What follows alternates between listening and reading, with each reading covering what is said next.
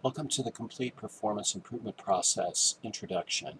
This is a W. Edwards Deming consistent performance management system, and it's specifically geared to support Six Sigma and lean organizations in order to create the right environment of trust, openness, engagement, and quality improvement. What is the purpose of CPIP?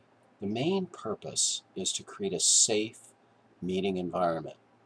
This environment would optimize the performance and the career decisions that are made both by the employee and the manager. This environment needs to be optimized with trust, and only then can we get to accountability and the best results possible. Why is CPIP so important? Well, the traditional performance management systems continuously receive poor ratings from human resource professionals and managers alike. They attempt to evaluate individual performance, and this results in failure to achieve the main purposes of performance management, which is reaching the performance goals, improving communication, and improving the relationship between the employee and the supervisor. It also damages employee engagement. So CPIP is important because what we want to do is optimize employee engagement. We can't do it with the current traditional performance management systems. Also, it helps to optimize the learning of the employee and the manager both, and it helps to create a strategic advantage for the organization.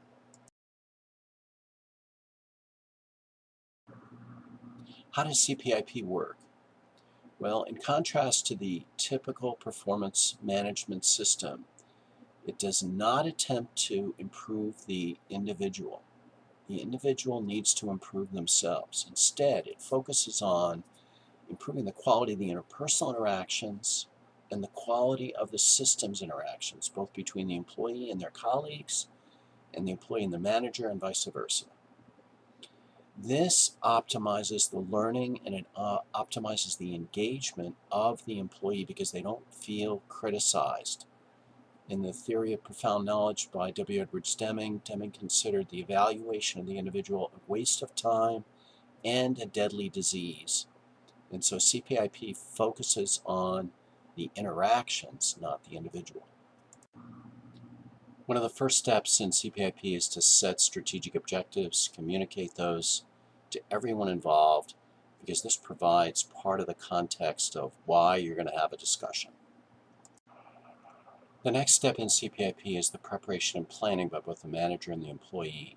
This is where both the manager and the employee complete what's called the relationship self-assessment checklist and the system opportunity checklist. Copies of these are available upon request. The purpose of the relationship self-assessment checklist is to assess the current condition of the relationship between the manager and the employee.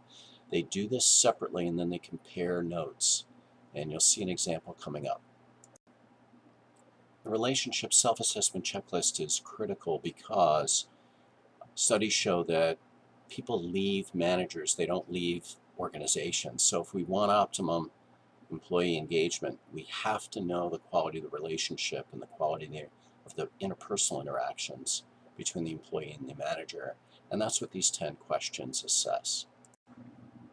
The system opportunity checklist assesses the current condition of the match between the employee's skills and their current job role. This is critical also for employee engagement.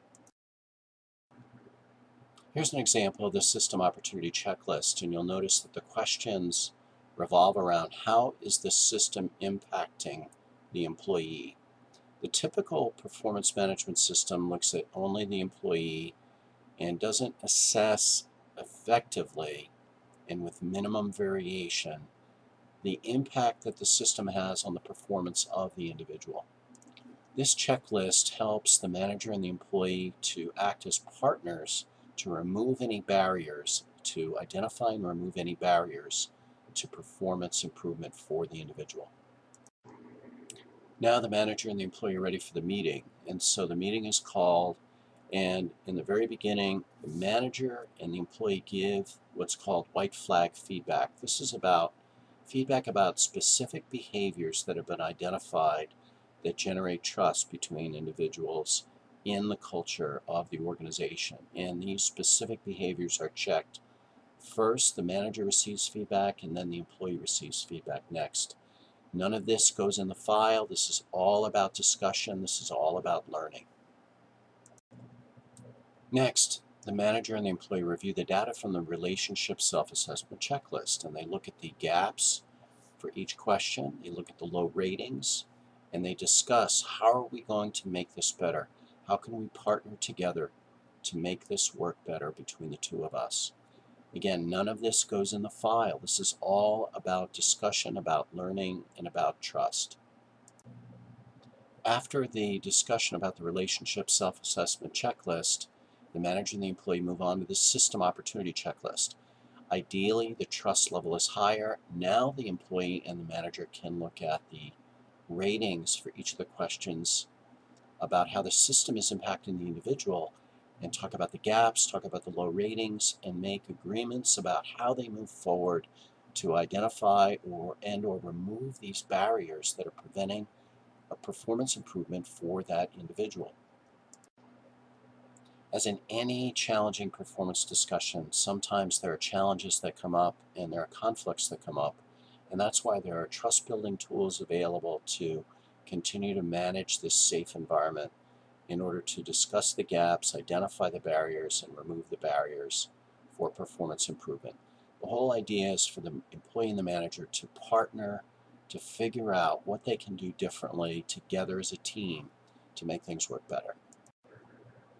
The great skill that's needed here is facilitation of agreements. This is where the manager and the employee become better and better at figuring out what agreements do we need to make career decisions, training decisions, improve our strategic objectives, or to work on goals that will help us to reach those strategic objectives, or whatever it might be that needs to happen in order to make things better, either the interpersonal interactions better or the systems interactions better.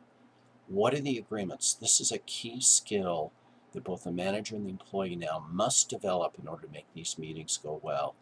And this carries them forward, and they can use this skill on an ongoing basis in every interaction, every discussion moving forward. Thank you for listening to the introduction to CPIP. This is Wally Hauk. And if you're like me, you realize that the typical performance review must be changed because it damages trust and performance. CPIP can correct that.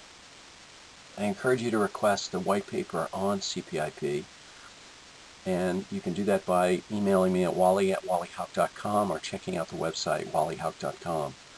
You can also request information about how to influence others to shift their paradigm to this new paradigm where CPIP lives. And you can do that on the website also, wallyhauk.com. You can see the book, Art of Leading. Please check that out as well. Thanks again for listening.